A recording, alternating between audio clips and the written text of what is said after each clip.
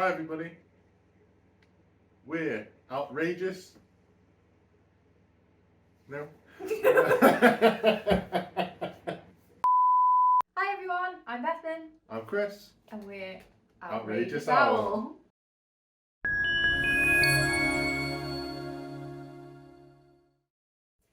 We run a small business from our home in Stoke-on-Trent. We sell personalised items, gifts and crafts, and we're going to be giving you a behind the scenes look at what it's like to run our small business whilst also working full-time jobs. And it's going to involve the ups and the downs and pretty much everything in between. So let's start at the beginning, how Outrageous Owl came to be, where the idea came from. So we sort of thought up the idea whilst on holiday in Morecambe, didn't we? It was something that Bethan had been looking into for a while, looking at sort of making mugs and things like that, and researching into how. That's how things were made, really. And Yeah, what sort we of. kind of needed. Yeah, it piqued your interest, didn't it? Yeah. And then sort of had this plan, but nothing really came of it. And For then months, really. yeah, months on end. Just a lot of talking, a lot of research and things. Yeah. But I think we made the sort of the plunge really, and thought this is potentially something that we can do alongside our full-time jobs. So yeah, we were on holiday in Morecambe. We stay in these apartments, don't we? It's dog-friendly apartments, and the weather wasn't the best when we went to visit. Not the time for a beach holiday. No, definitely not the time for a beach holiday. But yeah, so we spent a day in the apartment, not being able to really go anywhere because the weather was really horrible. And sort of came up with the idea, had a plan, and sort of trying to map out how the business would look. Sort of came up with a logo, came up with the brand and the name, and yeah, drew up a plan of what we wanted Outrageous Owl to look like and where we wanted to sort of go.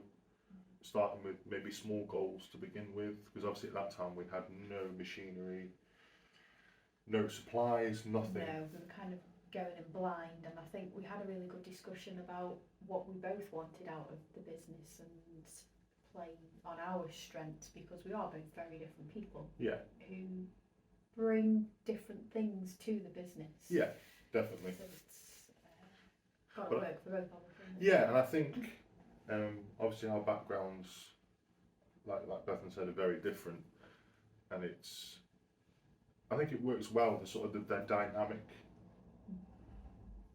and I think we fit well within the business, and we sort of have our own things that we do, but we can also cross over at the same time. Yeah. So I'm sort of illustration, design based things, but Bethan also can do the illustration design based things as well.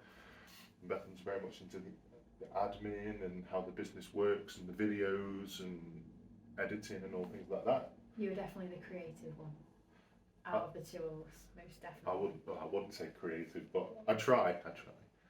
I try and be creative.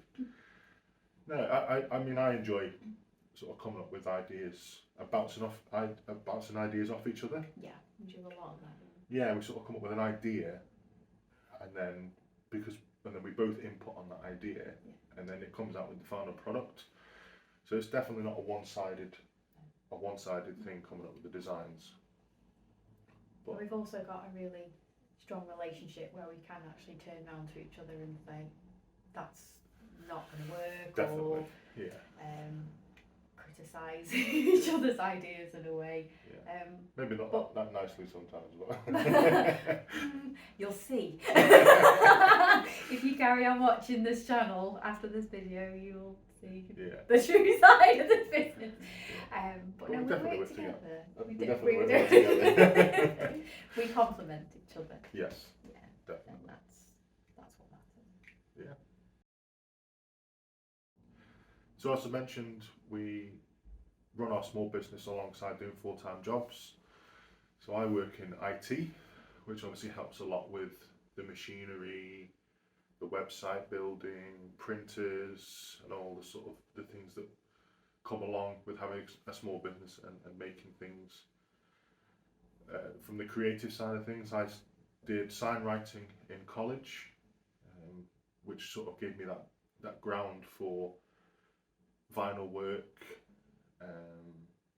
sort of the design aspect, colour theory, and all that sort of thing, which obviously is a big help.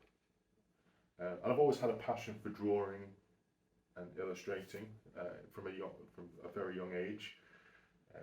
I sort of picked that up from my mum. She's very artistic, and my family are a very artistic family. So I also work full-time as an administrator. My background is credit control, admin, customer services, a little bit of finance thrown in there, and also run a small business a few years ago. So that obviously all helps with the day-to-day. A lot of my stuff is kind of the background that nobody sees, and also the boring stuff really, where Chris gets to do the nice creative drawings, all the colourful stuff. Yeah, but it's really helpful because I have no clue about any of the finance side, taxes, anything. It's when it comes to running a business, obviously Bethan's got that experience of having a business before, which is obviously really beneficial to the company. Yeah. But we have, despite our experiences and things, we've still had to learn quite a few things along the way, which we will delve into a little bit later on. Yeah, things that sort of cropped up and it was like, oh, that's a part of it as well. Okay. Well, let's learn that. Yeah, and it's been fun. It has been very frustrating. Chris is definitely the most patient one out of the two of us. And Chris is one of those people that can watch a few videos on how to do things and then ultimately becomes a master at it. Whereas I'm the complete opposite. I can watch a million videos, doesn't really go in. I have to be quite hands-on, practical. A practical learner. Yeah, practical learner. Yeah. But yeah, I think it was, for me, obviously a lot of the programs and everything that we use are things that I've used in the past, but it was having to relearn and jog my memory about how these programs work, which was not easy. I was hoping it was going to be a bit like riding a bicycle, but it wasn't. So I've sort of come up against a lot of things. It's like, I know you can do that, I just cannot remember how you do it. And it's about learning those processes and just remembering them and then putting them into future projects. And teaching me, because I'm rubbish. Yeah. So, obviously in the beginning, we had to consider how much time we could put into the business around our jobs. We ultimately didn't want to let people down, but also we weren't really sure of what was required. Well, we'd researched about small businesses and sort of we've had people that we followed ourselves. But yeah, you sort of don't really get a grasp of what's involved in running your own business and creating products. No, I think we've been really lucky, really, with the amount of support that we have had. Yeah. Not just from customers, but from friends and family who have helped us along the way. But also, it's having that time to put aside. Yeah. We do have quiet times. We do have really busy times. I think the end of the school term, we sort of thank you teacher gifts.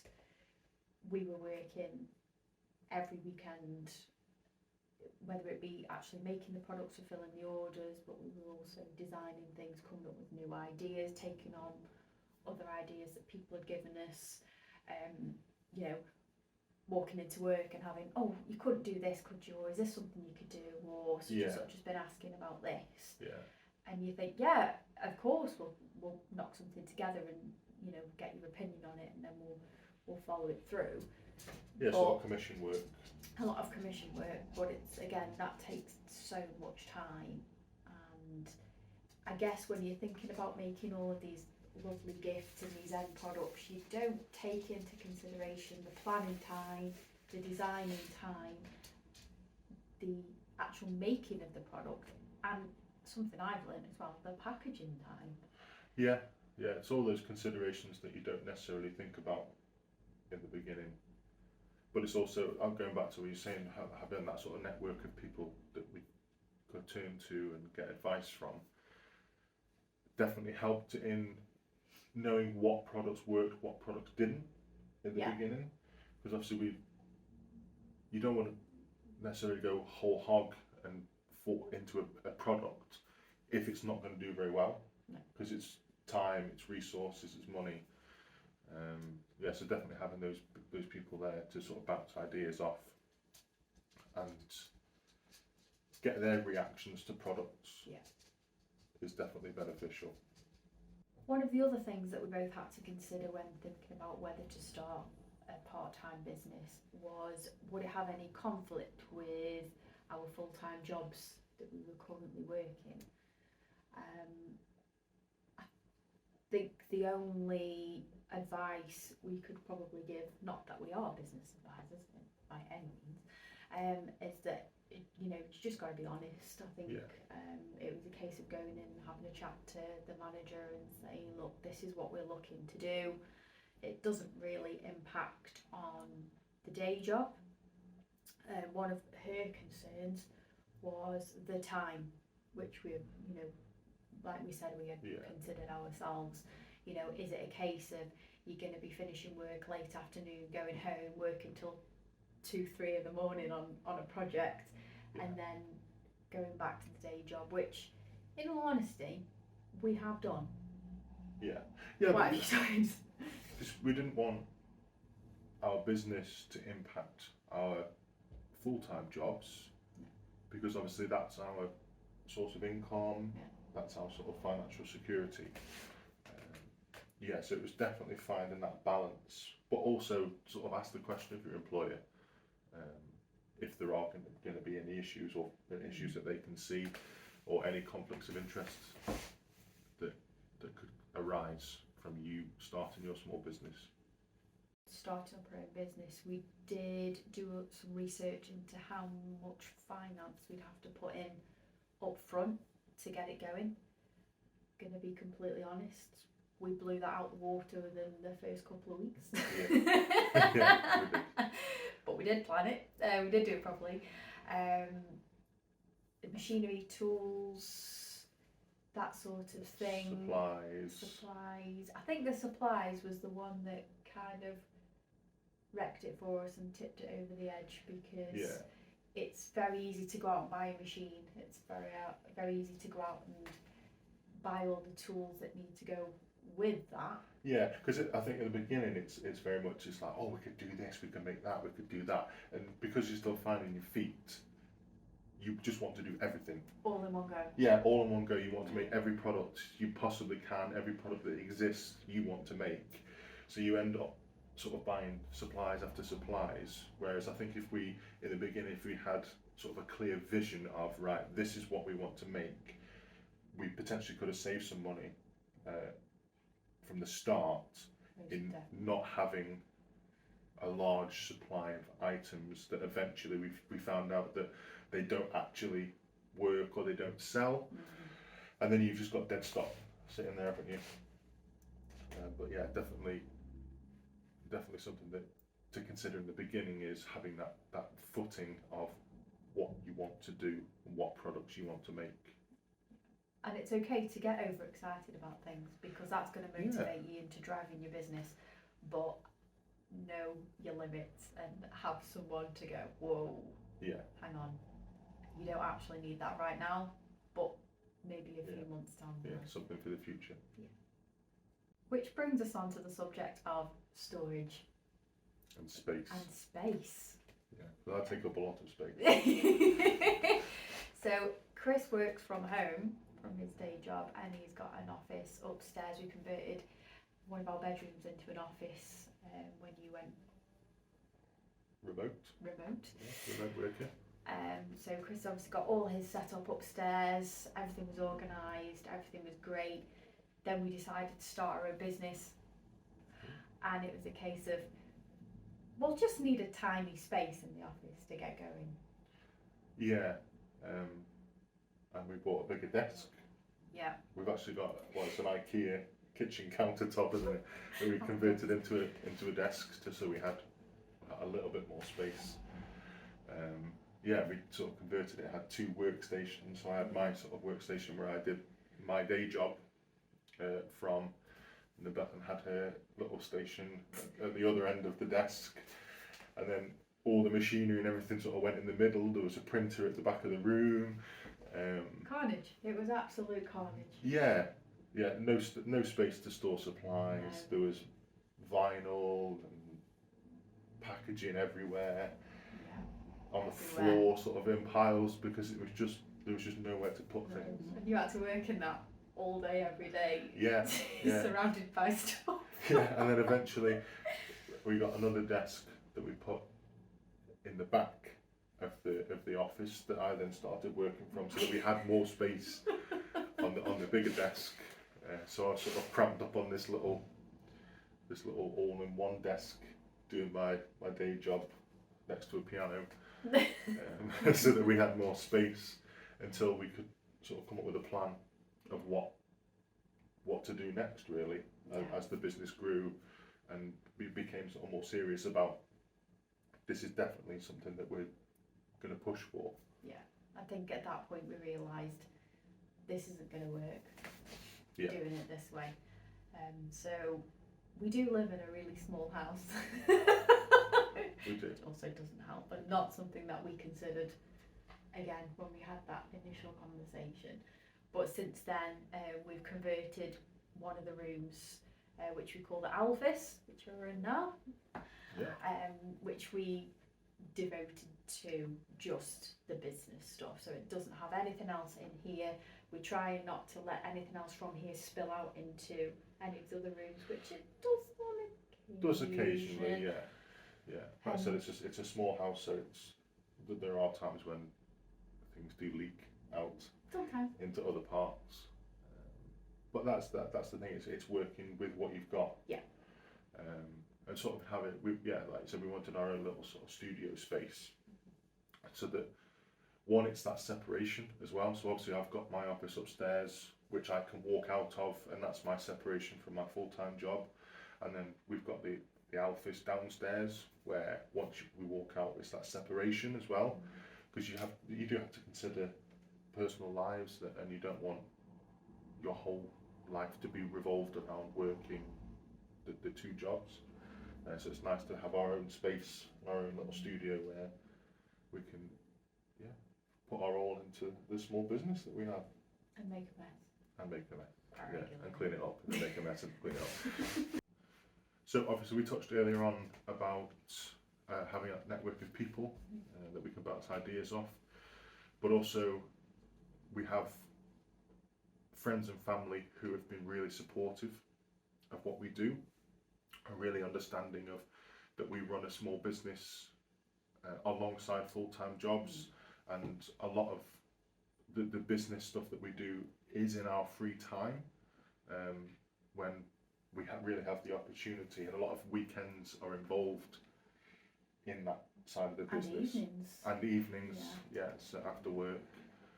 So having a family and having family and friends that are supportive of that has really been beneficial to us, because it's allowed us to do what we want to do.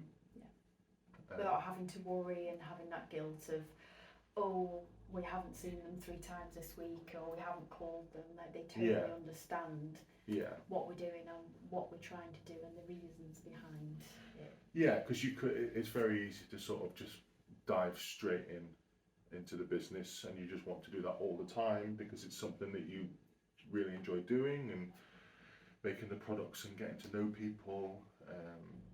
But at the same time, it's also, you need to make time for those people that have been supportive, and it's about that sort of work-life balance, and making sure that you do still see family, and you do still talk to them, because it is very easy to get bogged down.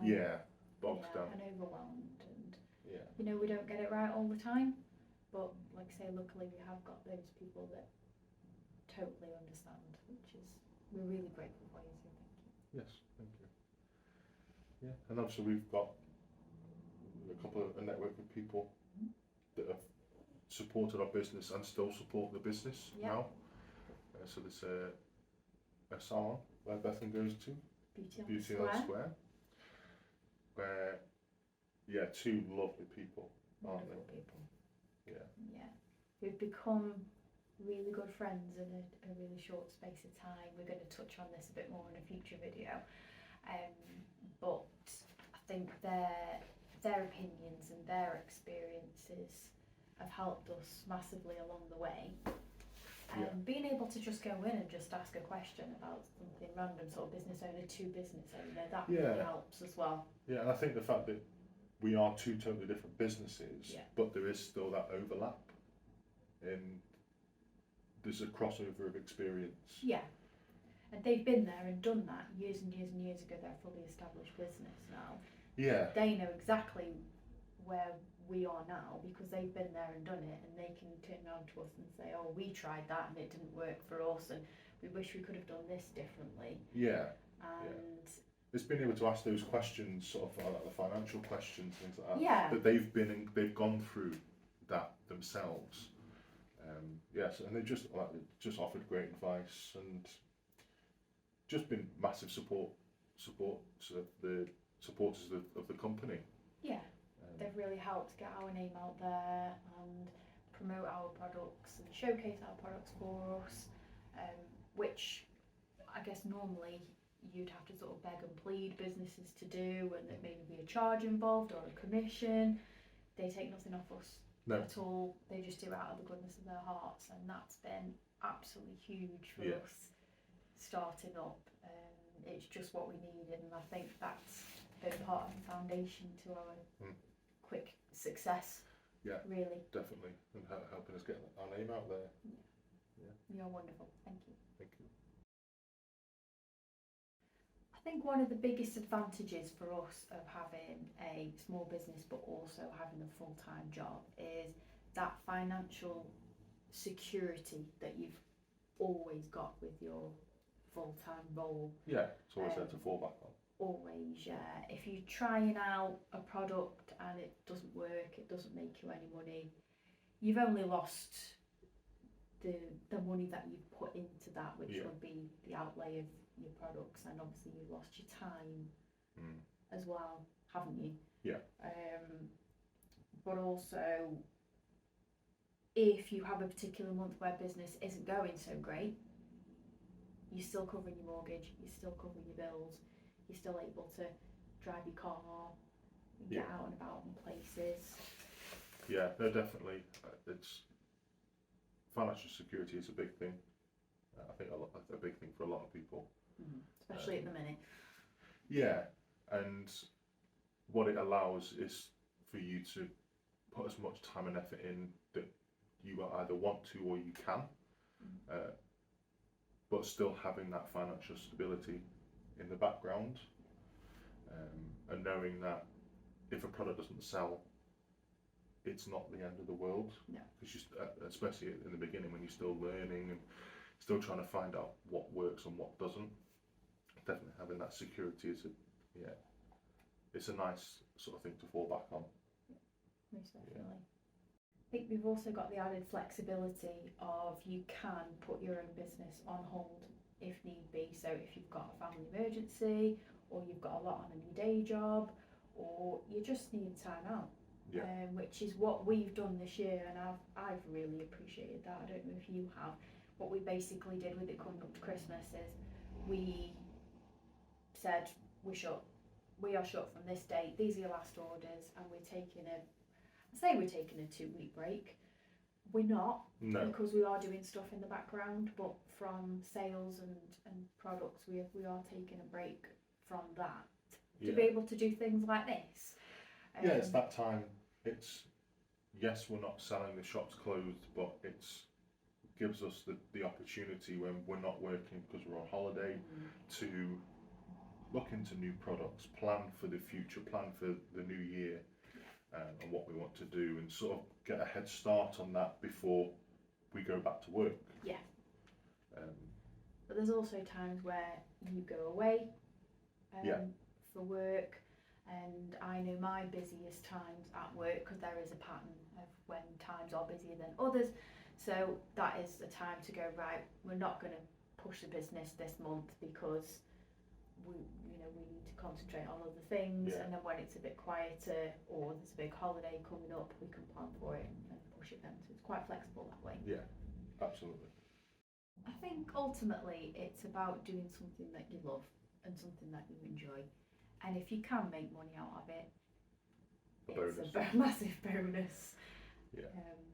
But when you have a full-time job and you have that financial security, like we said before, it kind of takes the pressure off a little bit and makes it a bit more fun, because if you trial in a product, it doesn't work, it's not the end of the world. It's not the end of the world. No. You can still put food on the table, you've still got the roof over your head. That's the thing, you never lose that enjoyment. Yeah. There have been times. Yeah. Printer issues, Cricket software issues, cricket issues, bathroom issues. Yeah, but it's like, but again, you've got to sort of take a step back and think, this is not my job, full-time job. Yeah, it's not my livelihood. Not my livelihood. It's not putting food on the table. You sort of got to look at it and go, actually, no, I'm doing this because this is something that we want to do.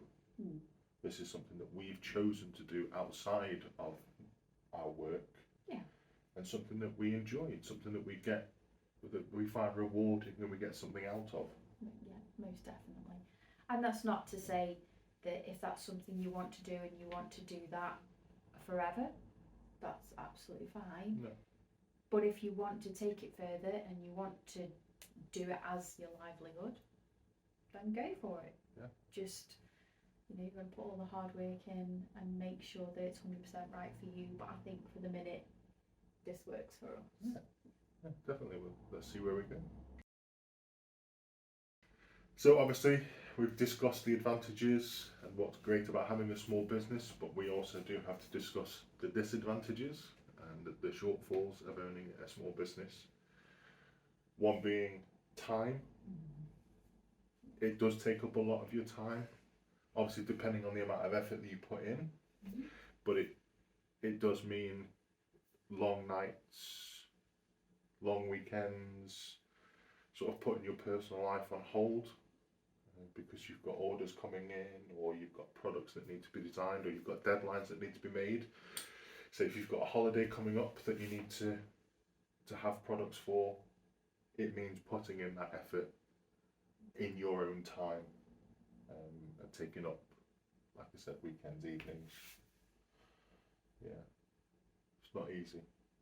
It's not easy. It's fun. It's fun, yeah. But like you say, it does impact on personal lives. It doesn't impact on our work life as much, but sometimes it feels very much like you get up in the morning, you go do the day job, you get in the car, you're driving home and think, oh. Yeah. I've or in got my something case, to do. Sorry. No, go on. In my case, I go from upstairs to downstairs into the office, and it's like, right, let's start again. Carry on something else. Yeah. Till 10 o'clock at night, and then we go to bed, and then you get the tablet out and start doing some design. Start drawing until the early hours of the morning, because I'm getting excited about an illustration or something that I've been doing or working on, and then start all over again the next day. Yeah, that's what it's all about. So one of the other disadvantages of running a small business alongside a full-time job is tax. Everybody hates it, nobody likes paying it, nobody likes talking about it, everybody hates the tax. But yes, obviously you pay tax if you're earning enough on your full-time job, whether you decide to be a sole trader or a limited company, or however you want to set up your business, you will also have to pay tax on that as well. And the fun bit about that is that when you're working at your full-time job, they do all the messy stuff for you. When you're self-employed, guess who has to do it? And there are lots of deadlines and things that you need to keep on top of, so just... When running a small business from your home, space obviously has to be a big consideration, especially when it comes to having stock, what you're going to stock, how much stock you're going to have. This is obviously something that we've discussed in the past and something that we've had to definitely consider when coming up with product ideas. It's how many of an item do we buy? How well is a product going to do? You don't want to overstock and it not go anywhere, and then it's just money sat there doing nothing, isn't it? But you can't predict the future. No. So you've got to find the happy medium. But I think laying the foundations of the storage space is really important, isn't it? Yeah, and trying to keep your stock and your storage sort of contained in one area. I think it'd be very easy to think, oh, I'll just put this in the living room and we can store it there, or we can store it in this cupboard, and eventually your stock will start and storage, it will sort of take over your house, which you don't want to happen, because again, you want that separation. You don't want things lying around. You want to keep sort of a healthy, happy mind. Yeah. Outside of running a small business. You've got to think about your workspace as well. Here in the office, as you'll see a bit further down the line, is we created this room based on storage, and we have to make sure that we've got that balance of our storage areas and our working space, which isn't doing that great at the minute, but we're going to have a bit of an overhaul and move things around. But that's only something that you'll find with experience of actually working in that space. You can have the best intentions of organising everything, but it's got to be practical and work. So what have I learned from running a small business? One thing's definitely website providers. Sort of do your research, look into who offers the best pricing, who offers the best functionality for what you want to do. Something that we're going to be doing is actually changing our provider, but you'll see that in an upcoming video, which will then touch on a bit more of what we've learned from our first experience with a website provider.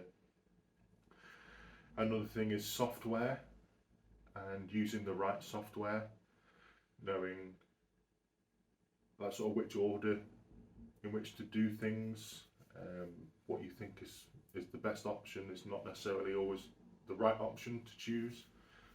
Sometimes having to use a mixture of softwares as well to achieve what you want to achieve, and there's not necessarily something out there that does everything you want it to do, but definitely sort of forums and YouTube are a great help with software and knowing what is available. And another really big thing that I've learned is copyright, and how not to fall into the trap of using copyrighted material. I don't think it's necessarily something that everyone considers, but you do see a lot of sellers out there that are selling items that belong to other companies, and it's something that we didn't want to fall into. And having to consider music that you use in your videos, designs that you put onto your products, even down to fonts and what fonts that you use, making sure that they are copyright free and Creative Commons license. Yeah, lots of things that you don't necessarily think about until you're in it, and then it's like, oh, we can't do that because that belongs to someone else, or even down to having music on in the background of a video that you're sort of listening to. Potentially, you run the risk of copyright strike. Yeah, which is not something we want to do. So, have to be really vigilant about the products we make and the designs that we use. Yeah. I think for me, the biggest learning curve has been the materials that we use. So I've never used vinyl before, never used transfer tape, never used a Cricut machine. And not to say that all the products that we do involve vinyl, because they don't, but we were very vinyl heavy when we first started, and it was really, really difficult. Obviously you've got that experience of using vinyl in the past, so you kind of, the things that were going wrong that were frustrating me, you could say, oh, well, try this, or using the wrong tape, or Yeah. you know, this, that and the other. But that's been a real big learning curve for me, and that's been one of the things that have been very, very close to me jacking it all in and saying, oh, I can't do it, it's really, really not worth it. But yeah, patience and perseverance, which haven't got a lot of, prevailed in the end, because I think I'd like to think I've got better at it. But It's sharing those experiences. Yeah, and we will share those experiences. We're not all going to put videos on of everything that's all brilliant and goes right first time. It's going to be actual fact of what can go wrong, and hopefully things you can do about it, but we shall see.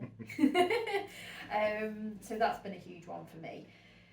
Another thing that I've learned is, because of the times that we live in, where everything is online at the minute, and there's a lot of people that make the same things that we do, or very similar products. There's lots and lots out there, and you can literally scroll through Etsy or websites, and there's just absolutely stuff everywhere. And I think something that's definitely worked for us is having a physical product that people can see and feel, and have a real good look at, because a lot of the time photos don't do our products justice, unfortunately. No. And again, that's something that we've learned. Photography and backgrounds and lighting, and are still learning about those things every day. But I think definitely having something that someone can pick up and have a look at has really, really, really helped our business. And I'd say probably the last thing that it's been a bit of a hard one to learn is time. And I think as much as you can plan your sort of time management, the things that you don't factor for are marketing time and making those contacts. There's been times where I've maybe spent a day just chatting to people online who do the same thing, looking at contacts and thinking about how we can collaborate and things like that. And even that packaging time, which sounds really, really silly, as a case of maybe putting stickers in an envelope and sending that off. But the things that, the more fragile things like baubles that we've sent, thinking, oh, actually we can't just pop this in a box and send it off to somewhere down south. There's a lot more thought and effort and time has to go into it to make sure it's going to get to where it needs to go. Yeah, you sort of have to sort of almost predict the future of the journey that the product's going to go on, if that's the right thing to say. Because obviously once it leaves our hands and goes to a courier, it's what's going to happen to it. Yeah. How is it going to be treated? And that's definitely something that we've had to consider, making sure that the end product arrives with our customers in the way that we left our outfits. Because we'd be absolutely devastated, wouldn't we, if we put something into a box, sent it off, and then we get that contact saying, oh, actually it's arrived but it's in pieces. That's just awful for anyone. No. And we certainly don't want to let anyone down. No. So, and that's, it goes sort of hand in hand. So it's kind of been a huge learning curve for us, isn't it? And we're going to continue learning as we go. We'll keep you updated. You're not going to know everything. You're not going to have experienced everything. You sort of just got to take it as it comes and learn from your mistakes. So we're coming to the end of our video now. We're going to wrap it up. Thank you for watching, first and foremost. If you have a full-time job and you're thinking of starting your own business, then I hope that we've given you a bit of insight into that. We've tried to give you some advantages and disadvantages. We are not financial advisors, we are not business advisors, we are just giving you our experience of how we're going so far. And if you want to watch some more of our videos, great. We'll be, like I say, delving deeper into some of the things that we do, some of the things that we have successes with, some of the things that go wrong, and hopefully have a few giggles along the way, and we'll try not to kill each other in the meantime. And we'll take you on the journey of outrageous love. It's going to be a mad one. Definitely. So thank you so much for watching, and take care of yourself. Bye bye everyone.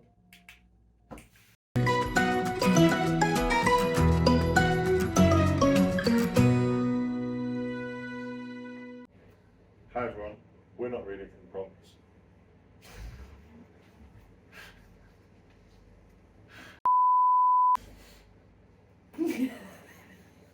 Can you see that for me?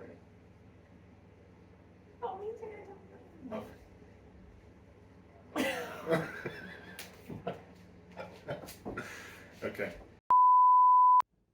Oh my! No, go off.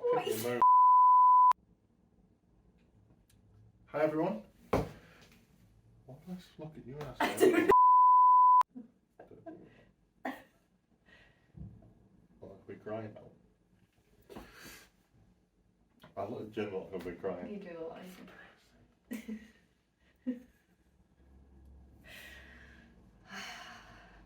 Day 3. Trying to record. There we go, get this video done.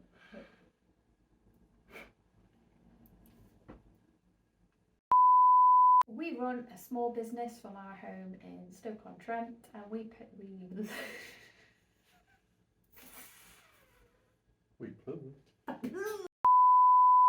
run our small business from our home in Stoke-on-Trent. Oh, is that my bit? Okay. We run our small business from our home in Stoke-on-Trent. We sell gifts, crafts and personalised items, and we're going to be giving you a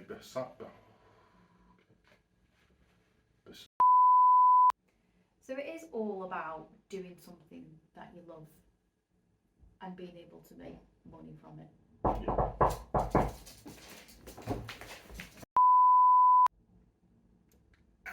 Visible accident!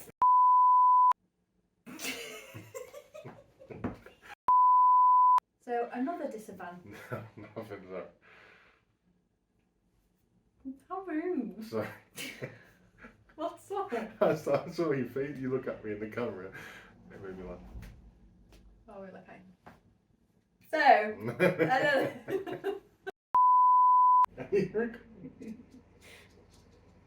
I got. Did you write that on my lip? I thought you were going to tuck it. It's been in your mouth anyway. It's been in your mouth anyway. Just eat it.